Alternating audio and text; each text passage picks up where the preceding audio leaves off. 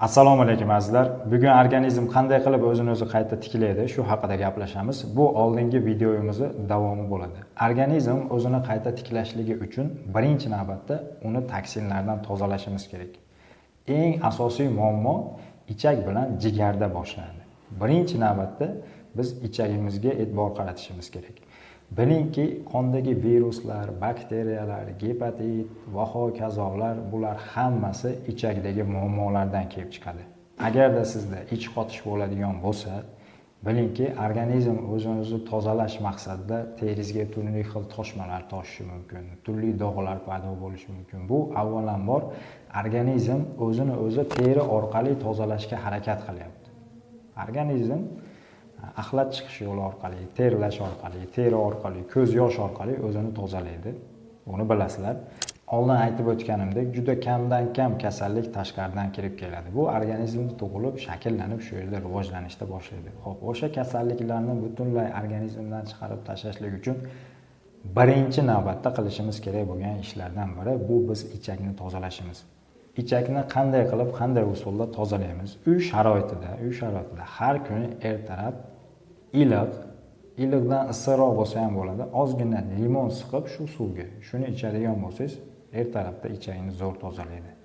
Agar ichakda shamollash bo'ladigan bo'lsa, buni oddiy yo'li asal bilan sedana ichakni tozalaydi. Ichakni parazitlardan tozalash kerak, ichakni virus, bakteriyalardan tozalash kerak. Chunki ichak devorlaridagi qolib ketgan shilaqlar, toksinlar har kuni 2 mahal, 3 mahal chiqib ketish kerak bo'lgan o'sha axlat agar sizni ichaklaringizda 2-3 kun qolib ketayotgan bo'lsa, bu degani qonga keraksiz bo'lgan axlatlar o'tyapti degani.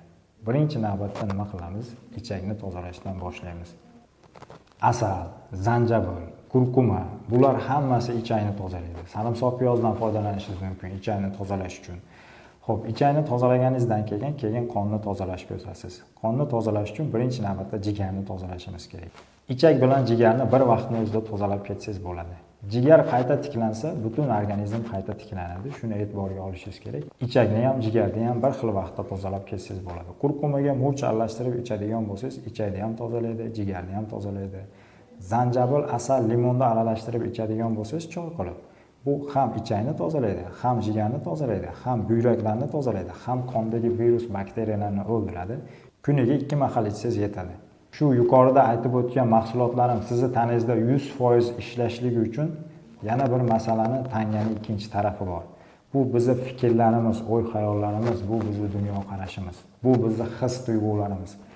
Doimiy ravishda salbiy fikrlar, doimiy stress, doimiy tushkun kayfiyat organizmni birinchi navbatda ichakni siqilishiga olib keladi. Ovqat hazm qilish tizimini buzadi. Va bu bilan birgalikda jigar toksinlarni to'lig'icha tozalamaydi. Jigar har kuni 500 dan oshiq funksiyani bajaradi. Jigar eng vafodor organ hisoblanadi. Shuning uchun siz tushkun kayfiyatda bo'lganingizda jigar qisqaradi, qonni keragicha tozalay olmaydi. Plus kamiga ichakda muammolar bor. Yana ichakdan toksinlar kelyapti, har xil zararli moddalar kelyapti. Shuni hisobiga jigar qiynaladi. Birinchi navbatda e'tibor qarating, shu mahsulotlarni qilyapsizmi? O'y-xayollaringiz, fikrlaringizga ham, his-tuyg'ularingizga ham e'tibor qarating. Shu fikrlarim meni sog'ayishim, yosharishim uchun xizmat qilyaptimi yoki meni tanamga salbiy ta'sirini ko'rsatyaptimi? O'y-xayollaringizni, fikrlaringizni nazorat qilib tozalash kerak. Gigiyena, fikrlar gigiyenasi deyiladi bu.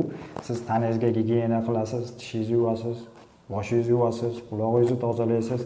Xuddi shuningdek, siz fikrlaringizni ham gigiyena qilishingiz kerak, tozalashingiz kerak. Chunki atrof muhitda salbiy fikrlar to'lib toshib yotibdi.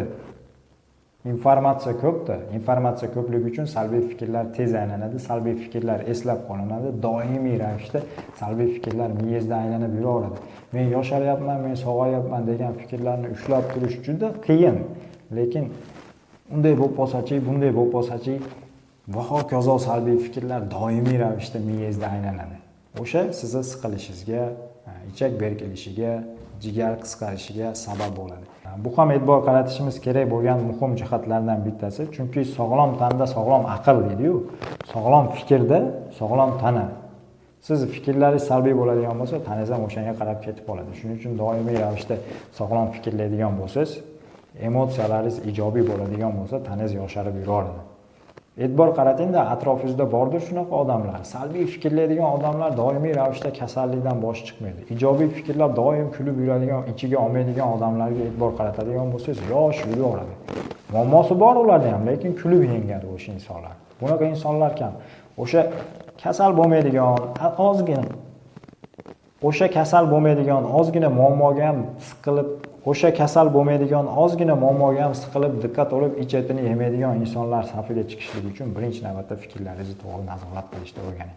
Azizlar, obuna bo'lib kuzatishda davom eting. Keyingi mavzularda bundan ham foydali ma'lumotlarga ega bo'lasiz.